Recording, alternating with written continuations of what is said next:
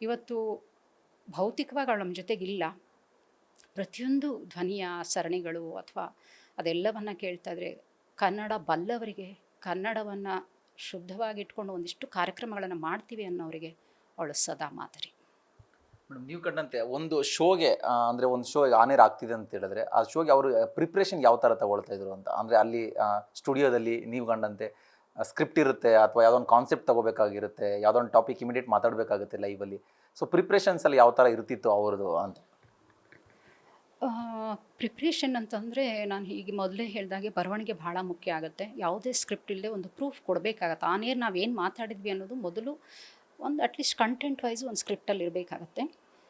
ಅದಕ್ಕೆ ನೀವು ಮಾತಾಡುವಾಗ ನಿಮ್ಮ ಬೇರೆ ಬೇರೆ ಒಂದು ಸಣ್ಣ ಪುಟ್ಟ ಉದ್ಗಾರಗಳು ಆಮೇಲೆ ಅದಕ್ಕೆ ಬೇಕಾದಂತಹ ಇದನ್ನ ಹೇಳಬಹುದು, ತೊಂದರೆ ಇಲ್ಲ. ಆ ಥರದ ಸ್ವಾತಂತ್ರ್ಯ ಇರುತ್ತೆ ಪ್ರತಿಯೊಂದು ರೇಡಿಯೋ ಜಾಕಿಗೆ, ನಮ್ಮಲ್ಲಿ ಇತ್ತು ಕೂಡ.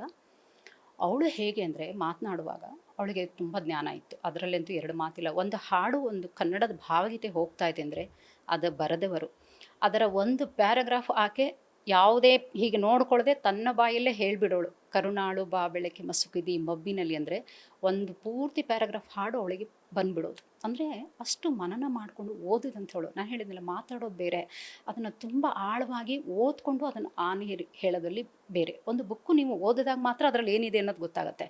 ಅದ್ರ ಬಗ್ಗೆ ಹೇಳಬೇಕು ಅಂದರೆ ನಿಮಗೆ ಜ್ಞಾನ ಬೇಕಾಗತ್ತೆ. ಹಾಗೆ ಒಂದು ಹಾಡು ಕೂಡ, ಆ ಹಾಡಿನ ಬಗ್ಗೆ, ಆ ಹಾಡು ಹೇಗೆ ಹುಟ್ಕೊಳ್ತು ಅನ್ನೋದು ಹೇಳೋಳು.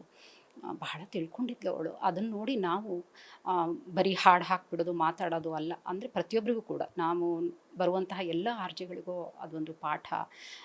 ಬಹಳ ಚೆನ್ನಾಗಿ ಪ್ರಿಪ್ರೇಷನ್ ಮಾಡ್ಕೊಳ್ಳೋಳು. ಒಂಥರ ಅದೇನು ಹೇಳ್ತಾರೆ, ನೋಡೋದಕ್ಕೂ ಖುಷಿ ಆಗೋದು.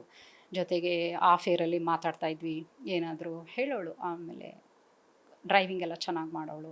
ಅಂದರೆ ನಾವು ಹೇಳ್ತಾ ಇದ್ವಿ, ಲೈಫಿಗೆ ಅದೊಂದು ಕಾನ್ಫಿಡೆನ್ಸ್ ಕೊಡುತ್ತೆ. ಎಸ್ಪೆಷಲಿ ನಮ್ಮ ಹೆಣ್ಮಕ್ಳಿಗೆ ಡ್ರೈವಿಂಗ್ ಗೊತ್ತಿರಬೇಕು ಅಂತ ಹೇಳೋಳು. ಟೂ ವೀಲರ್ ಓಡಿಸ್ತಾ ಇಲ್ಲ, ಅದೆಲ್ಲ ಮಾತುಗಳು ನೆನಪಾಗತ್ತೆ. ಆ್ಯಂಡ್ ಅವಳಿಗೆ ಸಮಯದ ಅಭಾವ ಕೂಡ ಇತ್ತು. ನಿಮಗೆ ಗೊತ್ತಿದೆ, ಸಾಕಷ್ಟು ವೇದಿಕೆಗಳಲ್ಲಿ ಕೆಲಸ ಮಾಡ್ತಾ ಇದ್ದರಿಂದ ಡ್ಯೂಟಿ ಮುಗಿಸಿ ಹೊರಡೋಳು.